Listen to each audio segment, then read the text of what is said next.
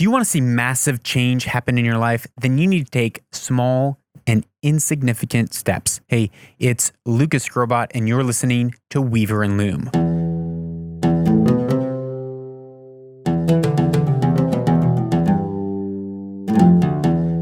Welcome back to Weaver and Loom. For the past 7 or 8 episodes, we have been talking about my new book, Anchored, The Discipline to Stop Drifting. And today we are sharing a story from that book. Now, I wrote this book as a manifesto to myself. When I started writing it, maybe about 5-6 years ago, I wrote it with a question in mind. What would be the book that I would want to read? What would be the book that my former self 5, 6, 7 years back when I was in my early 20s, 21, 22, 25 even, what book would have helped me the most and saved me the most amount of pain and frustration over the years? And out of it came this book. It was a manifesto, a letter to myself that I've now revised and changed and edited countless times. And I finally feel like it's been refined to the point where I am confident to release it to you. And I believe it's been so helpful to me, and I believe it will be helpful to you, and it will save years of frustration in your life. Today, we're sharing a story from that, which is about making and seeing radical change in your life. So often, when we want to see radical change, when I want to see radical change, I think, okay, how can I radically transform my life? What do I need to do and change my schedule? And should I change the way that I eat? How do I change the way that I work out? How do I take these massive, often unsustainable steps to redefine and retransform my life so that I can reach my goals? Because I don't feel like I'm reaching my goals. Right? You see those people who go from one crazy diet to the next crazy diet. They're like all paleo and they're like, it's the only way. And then the next week they're like, oh, it's not paleo. That's worthless. You got to eat just only empty carbs. Or I don't know. But you know those people, right? Maybe you're one. In some ways, I am one of those people. And I've learned not to be. And so the story comes from the Tour de France. Now, the France had never won their own competition for 100 years that it was in play.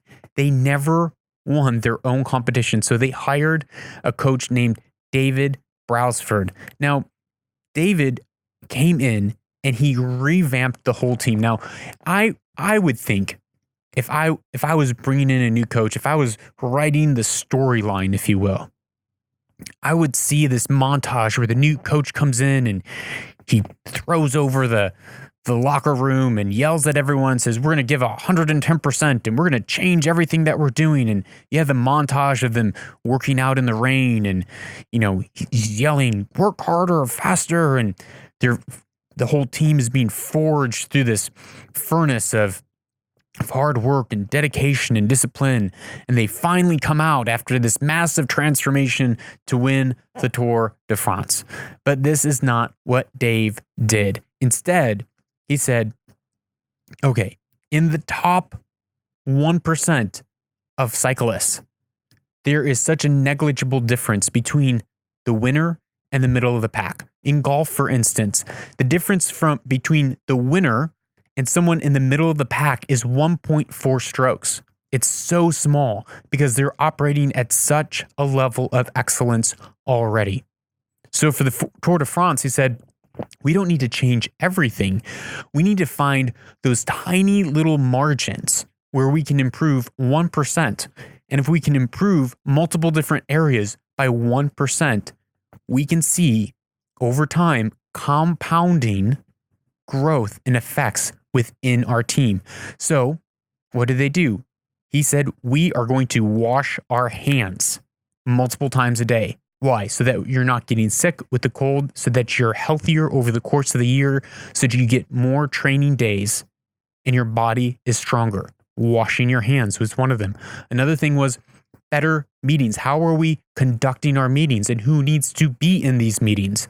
By changing the meetings, it gave people more time in their schedule, gave the racers more time in their schedule to be able to train, to be able to do the work that matters.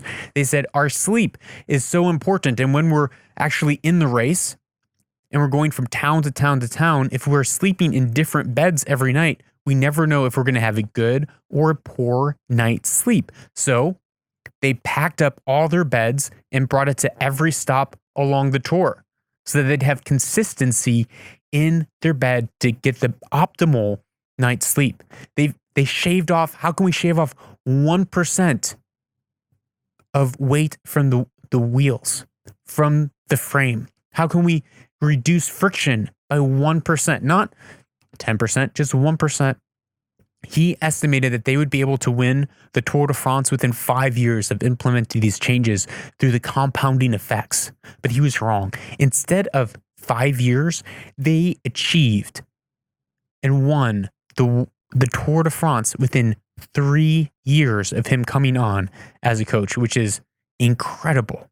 So how can we apply that to our life today? Let's say diet, let's say health. Instead of trying to go on this massive diet where we're changing everything and we're no longer able to eat with our friends, and we're no longer able to live, we have to have different meals than the rest of our family, which can be quite difficult sometimes if we're doing a massive diet change. Instead, what would happen if you had a full water bottle on you at all times and you stopped drinking sugary drinks like soda or Mountain Dew or Red Bull? What happens when you stop drinking those sugary drinks and you're replacing it with water? What sort of gains do you begin to see in other areas of your life? You have more energy, you probably have better sleep, you can have better health, and it's going to have a cascading effect in other areas of your life. So look at some areas, even today, and identify maybe one or two things that you can tweak and do differently to have cascading, multiplying, compounding growth and effects over time that's sustainable. That's what we're going after. We're going after small changes that are sustainable over time that produce massive effects. So that is all for today's episode. Thank you so much for being here. Please, if you have any questions, send them my way. I respond to every email, every DM, every message. I would love to hear from you. And finally, if you were inspired by this episode to stop taking massive, crazy steps, but instead taking small 1% gains, share it with a friend that you know is looking to change their life dramatically, but can do it through small steps. Share this with a friend today. Finally, thank you for being here on the podcast. I'm Lucas Grobot. You are a change maker, and this is where destiny is woven.